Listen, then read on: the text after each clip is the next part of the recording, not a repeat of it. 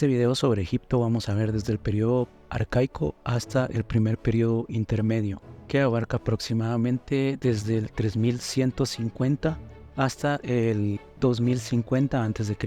El periodo arcaico de Egipto, también conocido como época tinita o periodo dinástico temprano, marca el inicio de la historia dinástica del antiguo Egipto.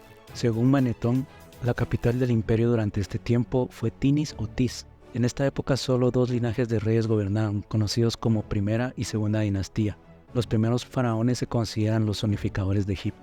La primera dinastía marca el inicio de la unificación de las dos tierras de Egipto, el Alto y el Bajo Egipto, atribuidas a Menes por el historiador egipcio Manetón, que posiblemente sea Narmer o Jaja. Menfis se convirtió en la primera residencia real y Saqqara en la necrópolis real, con muchas mastabas de las dinastías ubicadas en su borde noreste. Se han encontrado un tazón de piedra con el nombre de Narmer debajo de las pirámides escalonadas de Diezer, pero también se cree que Narmer está enterrado en Abidos, donde se encuentran tumbas reales de la época. Hieracópolis era la capital del Alto Egipto y continuó siendo un centro religioso.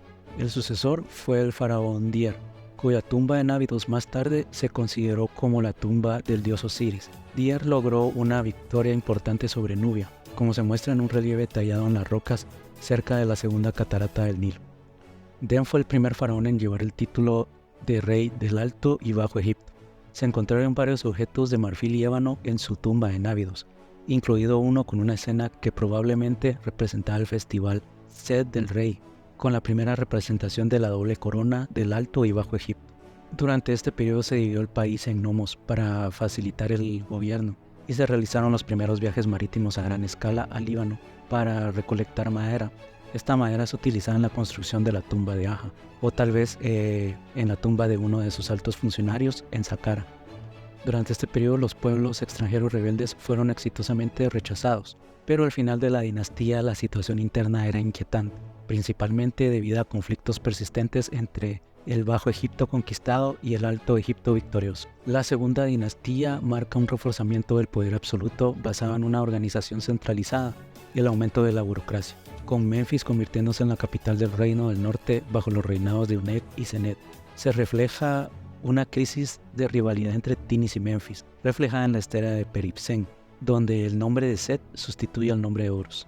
Los reyes de esta dinastía tuvieron que luchar contra los nubios y lograr la pacificación del norte del país, un objetivo que solo se alcanzó al finalizar la dinastía. Fue Hasegemui quien pudo reunir las dos tierras. A partir de entonces, Horus fue considerado el protector del Bajo Egipto y Set el Alto Egipto. Con esto comienza el Imperio Antiguo Egipto, que duró entre el año 2686 a.C. y el 2181 a.C. Después de esto inicia la tercera dinastía, que en este periodo marcó la consolidación de un sistema político y cultural y religioso. Este sistema había surgido durante el periodo protodinástico. Se estableció una monarquía con características distintivas como la consideración absoluta del faraón como figura divina y un poder político centralizado y fuerte. Una figura destacada de este periodo fue el faraón Diezer, también conocido como Sóster, quien trasladó la capital a Menfis y expandió el imperio egipcio desde Nubia hasta el Sinaí. Aunque Diezer es más conocido, su visir Imhotep también fue notable, siendo el arquitecto que diseñó la pirámide escalonada de Saqqara y desempeñando el papel de sumo sacerdote de Ptah. Imhotep fue divinizado durante la época tolemaica. Además, durante este periodo se construyeron las grandes pirámides de Giza, que fueron erigidas por los faraones Keops, Kefren y Miserino, y son emblemáticas de este periodo en la historia de Egipto. Sobre esta dinastía hay muy poca información respecto a los demás faraones, e incluso el orden sucesorio no está completamente definido. En cuanto a la política exterior de esta dinastía, es importante destacar que se inició de manera sistemática la colonización del Sinaí y la Baja Nubia, con el propósito de aprovechar sus recursos naturales y yacimientos. Al principio de esta dinastía, Menfis se convirtió en el lugar donde los reyes se quedaban para siempre, como su hogar fijo. Diezer, quien vino desde Nebka, es el más importante de todos los reyes y básicamente puso los cimientos del imperio antiguo. Todos conocen su tumba, la pirámide escalonada de Saqqara, diseñada por Imhotep. El siguiente rey fue Sekhemjet, cuya tumba aún comenzó cerca de la de Diezer, pero nunca se terminó. Después de un breve tiempo con Java como rey, cuya pirámide sin terminar está al norte de Menfis, comenzó una especie de lucha por el trono entre varios candidatos. Huni salió ganador al final. Él construyó una fortaleza en la isla Elefantina, cerca de la primera catarata del Nilo, y sacó granito de las canteras de Asuán para hacer estatuas y construir su templo funerario. A este tiempo le sigue la dinastía 4, cuyo primer faraón fue Seneferu, quien a veces se considera como el gobernante más poderoso del reino antiguo. Debido a esto fue muy respetado incluso en tiempos posteriores. Complementó la pirámide de Meidum, que probablemente fue iniciada por Uni, de la tercera dinastía. Seneferu además construyó 2 pirámides en Dashur. Su hijo fue Jufu, también conocido como Keops, el dueño de la gran pirámide de Giza. Jufu permitió que sus cortesanos construyeran sus propias tumbas alrededor de su pirámide. Su madre, Eteferes I, también está enterrada en una tumba cerca, donde se encontraron muchos muebles, joyas de oro y plata. Después de la muerte de Jufu, varios de sus hijos compitieron en el trono. Jafra fue el gobernante más conocido y tuvo el reinado más largo entre ellos. Su hijo Menkaura se convirtió en rey después de vencer a un rey rival. Eventualmente las luchas por el trono marcaron el fin de la dinastía. A esto le sigue la dinastía 5, donde hubo un importante desarrollo religioso con el surgimiento del culto al dios Ra. Diedefra, otro hijo de Jufu, fue el primer rey en llamarse a sí mismo hijo de Ra. Durante esta dinastía, la religión egipcia experimentó cambios importantes. Surgieron los primeros textos funerarios conocidos como textos de las pirámides, inscritos en tumbas reales que invocaban protección y guía para el difunto en el más allá. El culto a Osiris también se volvió relevante, como se evidencia en las inscripciones encontradas en la tumba de Unis. Las tumbas de los nobles también estaban decoradas con inscripciones, pero en lugar de textos religiosos se encontraban biografías de los difuntos. Continuaron las expediciones de los yacimientos en el Sinaí para obtener turquesa. También se enviaron expediciones comerciales al sur, a Punt, para obtener malaquita y mirra. Se tienen pruebas de expediciones diplomáticas a la ciudad fenicia de Biblos y se han encontrado artefactos que sugieren tratos comerciales en la zona de Dorak, cerca del mar de Mármara, aunque aún se desconoce la extensión exacta de estos intercambios.